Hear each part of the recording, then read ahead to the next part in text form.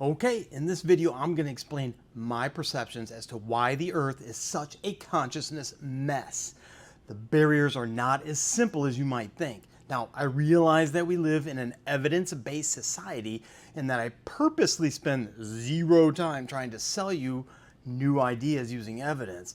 So as I go over the 10 different consciousness types that make the planetary ascension extremely confusing based on my perceptions, only please use your discernment, as this is for entertainment purposes only, of course. But first, I have some random, cool, not verifiable perceptions that were in my notes about abductions that I didn't include in my previous video about abductions. One, there are allegedly 135 different types of Zeta Grays. Two, the Grays hypothetically do about 50 abductions every night. 3, provisionally, every starseed and their mother gets abducted, period. 4, the Greys allegedly do genetically alter a person's body if it's needed. 5, in theory, every starseed is chipped, with the main placement of the chip being at the base of the skull where it meets the spine, but hands and feet are used occasionally too. 6, those chips are hypothetically for tracking and data purposes only, not frequency adjustment, which is what I think I said. 7, the Greys allegedly knock people out using a destructive frequency that they have perfected. That frequency puts people in a sleep state before they can form a memory. And 8, in theory, the abduction experience can be recalled with hypnosis, like if it was a dream. 9, allegedly the ET that was famously captured in the Roswell crash named EB1 was in fact the Zeta Grays that do the maintenance. And 10, hypothetically speaking, unfortunately there are regressive beings that also do abductions and place chips in people. Those chips, however, are for low frequency purposes. Bummer. Okay, as much fun as that is to talk about, let's get to the 10 sides of Earth's consciousness, in my perception. First, there are souls that are here to allegedly fight the supposed controllers. They are pretty easy to spot. They are usually the ones screaming at everyone to wake up and fight. Because of their frequency being so high, most of their information can only cause cognitive dissonance in people. Next, there are the ones who, in theory, are here to have a rare experience of being a part of a planetary awakening. They usually incarnate with the intention of retaining the ability to contact spirit in some way for guidance from other realms, and tend to be attracted to holistic healing modalities. They typically get stuck in New Age perception control and can be a bit naive to the actual control structure. The third type are the ones stuck in the hypothetical third density incarnation cycle. When they pass away, they have so many attachments to their lower mind or ego that they continue to only seek experiences here. Also, they continuously come back to pay some sort of karmic price. This cycle is typically caused by perception agreements that deterministic religious beliefs.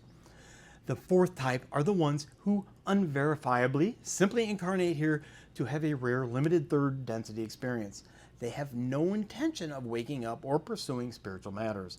They just want to drink beer, watch football, all while believing that this life is all you get. The fifth type are the ones who, in theory, are here to protect the existence of the regressive fourth density beings who actually control the planet, allegedly. They understand how the matrix works and how to get the collectives to manifest the world they want, with them in charge.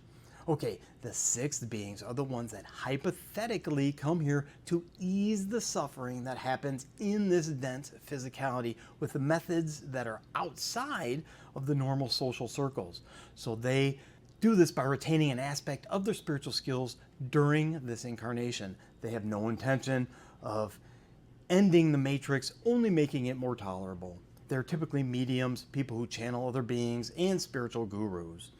Now, the seventh types are beings that incarnate hypothetically in a collective or group of beings. These collectives incarnate together with the intention of experiencing something negative, like a group going to a horror movie, but for real. Collective energy is very powerful and difficult to overcome. Number 8 are hypothetically the one and only group of non-player characters, or NPCs, right now on Earth. Supposedly, only 1 out of 5 people are actually considered real people. So 4 out of 5 people do not have a soul, allegedly.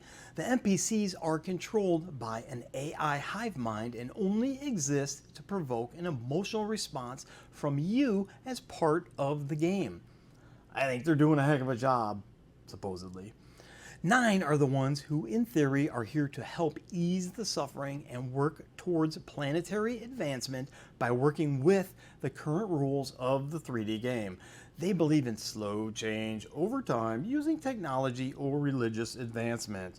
These are typically medical professionals, scientists, pastors, and therapists who are all trying to reform current materialistic healing, spiritual, and scientific roles, with the goal of gradual, painless transformation to higher densities. Good luck with that.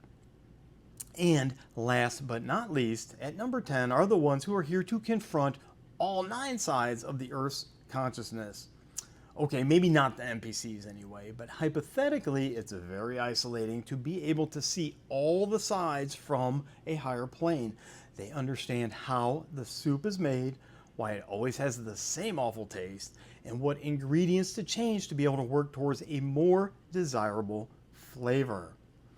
Which one of the 10 would you relate to? Cosmos101.net when you're ready to think beyond the material world with coherence. Peace.